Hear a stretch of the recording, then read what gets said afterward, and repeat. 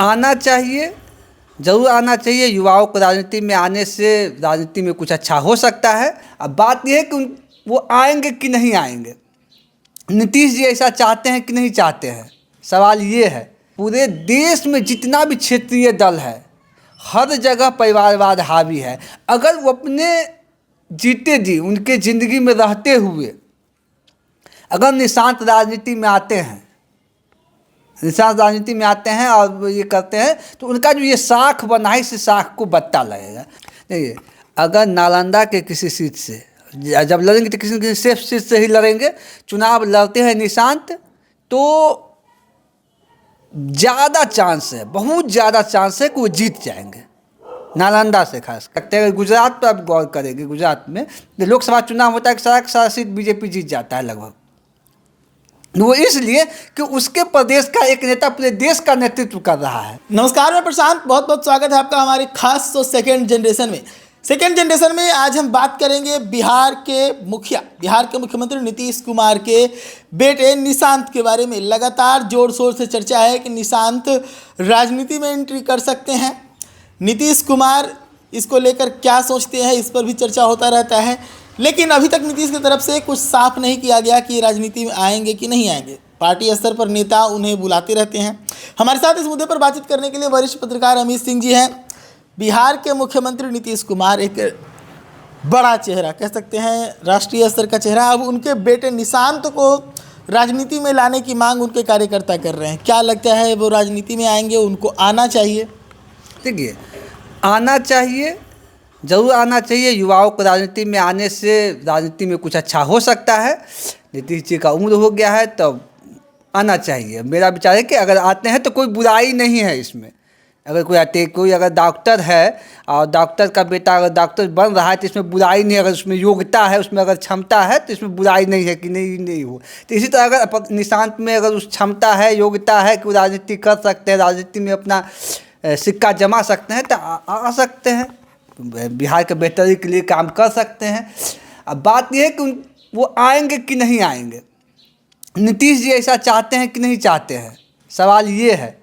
जब तक नीतीश जी अगर नहीं चाहेंगे, नीतीश जी का हरी झंडी नहीं होगा तब तक वो राजनीति में नहीं आएंगे। वैसे हमको जहाँ तक जानकारी है, खुद निशांत भी राजनीति के प्रति बहुत ज़्यादा आकर्षित नहीं है कि हमको राजनीति करना है। लेकिन बात पहले करेंगे नीतीश जी के। मुझे जहाँ तक लगता है, मुख्यमंत्री नीतीश कुमार नहीं चाहेंगे कि उनका बेटा राजनीति में आए अभी।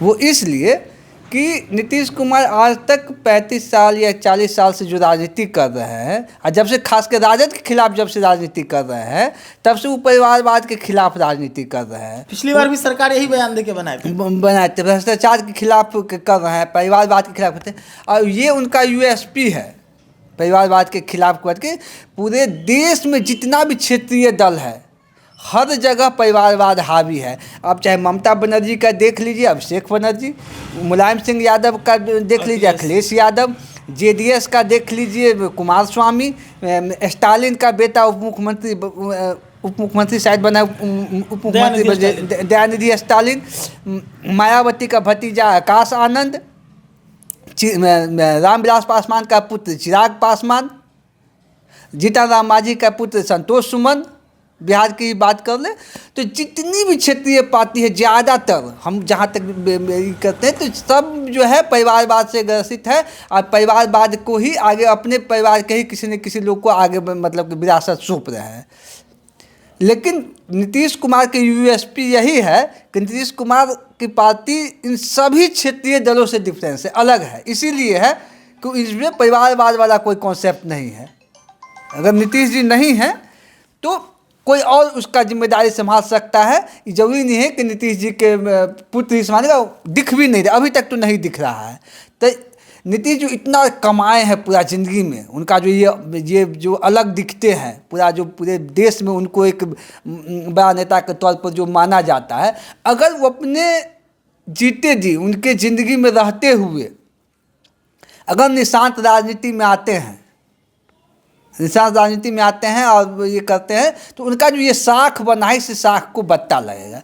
तब मुझे नहीं लगता है कि नीतीश कुमार ऐसा चाहेंगे, जब इतना दिन नहीं किए तो अब जो है जो है सो जब इस समय इस उम्र में आके वो अपना जो है साख पे, हालांकि उम्र ज़्यादा होने के बाद लोग अपने परिवार के प्रति ज़्यादा आग्रही हो जाते हैं, उनको परिवार का चिंता सताने लगता है, तो ये होता है। तो हो सकता है कि उनके मन में चेंज हो गया हो, लेकिन मुझे लगता है कि नीतीश खुद नहीं चाहते होंगे कि निषाद राजनीति में आए। इसको लेकर पार्टी के नेता भी कहते हैं कि नीतीश कुमार इस पर कुछ नहीं कह रहे, लेकिन सवाल मेरा ये रहेगा कि आखिर पार्टी के नेताओं का इसमें क्या हित है जो इस बात का डिमांड कर रहे हैं कि नीतीश आए, नीतीश के बेटे निशांत जो है वो राजनीति में आए। पार्टी के नेता का कोई हित नहीं है। नीतीश कुमार जदयू के सबसे बड़े और सर्वमान्य नेता हैं, ठीक है। जैसे मोदी जो है सो मोदी जी और अमित शाह बीजेपी के सर्वमान्य नेता है, लालू प्रसाद यादव जो है सो आरजेडी के सर्वमान्य नेता है, उसी तरह नीतीश कुमार जो है जेडीयू के सर्वमान्य नेता है। तो कोई दूसरा बाकी नेता जो नेता है मिडिल ऑर्डर का नेता जो है, वो कभी भी ये नहीं कह सकता है कि निशांत को राजनीति में नहीं आना चाहिए। वो उनको लगता है वो कहीं नीतीश के मन में होगा कि निशांत राजनीति में आए, तो वो समर्थन करके एक तरह से नीतीश के प्रति अपना वफादारी को साबित करते हैं, करीबी बनने का प्रयास करते हैं। ऐसे आरजेडी में भी आप ये चीज़ देखेंगे कि तेजस्वी का बात हो, कोई तेजस्वी का विरोध कर सकता है कि नहीं तेजस्वी नहीं होना चाहिए, दूसरा आदमी सिद्दीकी जी को मुख्यमंत्री बना दीजिए MY से Y से M से, नहीं वहाँ पर तो नहीं देता है। तो वही बात है, वफादारी साबित करने का बात है। ये किसी को नहीं पता है कि निशांत आएंगे कि नहीं की राजनीति में, लेकिन ये है कि हम अगर कहीं आए तो हम कम से कम हम उस समय में बोले हुए थे कि नहीं आना चाहिए, हम शुरू से निशांत के समर्थन में थे। ये है राजनीति में ऐसा होता है। एक और सवाल रहेगा, नीतीश जी खुद लंबे समय से चुनाव नहीं लड़े, आम चुनाव, और ऐसे में अगर निशांत आते हैं, जिस प्रकार से दावा किया जा रहा है कि वो नालंदा के किसी सीट से चुनाव लड़ सकते हैं, तो कितना कारगर होगा निशांत का अपने गृह जिला में चुनाव लड़ना, जबकि लंबे समय से मुख्य चुनाव में उनके पिताजी नहीं। अगर नालंदा के किसी सीट से जब लड़ेंगे तो किसी न किसी सेफ सीट से ही लड़ेंगे। चुनाव लड़ते हैं निशांत तो ज़्यादा चांस है, बहुत ज़्यादा चांस है कि वो जीत जाएंगे, नालंदा से खास के नीतीश के नाम पे जीत जाएंगे, नीतीश कुमार के नाम पे जीत जाएंगे। वहाँ का सांसद जो अभी जीतते हैं वो भी नीतीश कुमार के ही नाम पे जीतते हैं। काम क्या करते हैं नहीं करते वो बात की बात है, लेकिन नीतीश जी हैं, उनको लगता है कि बिहार का सबसे बड़ा नेता हमारे जिला से है, हमारे गृह जिला का है, तो उसको कम से कम सपोर्ट करना है। जैसे अभी आप ये एक चीज़ इसको इस तरीके से भी देख सकते हैं, अगर गुजरात पर आप गौर करेंगे, गुजरात में लोकसभा चुनाव होता है कि सारा सीट बीजेपी जीत जाता है लगभग।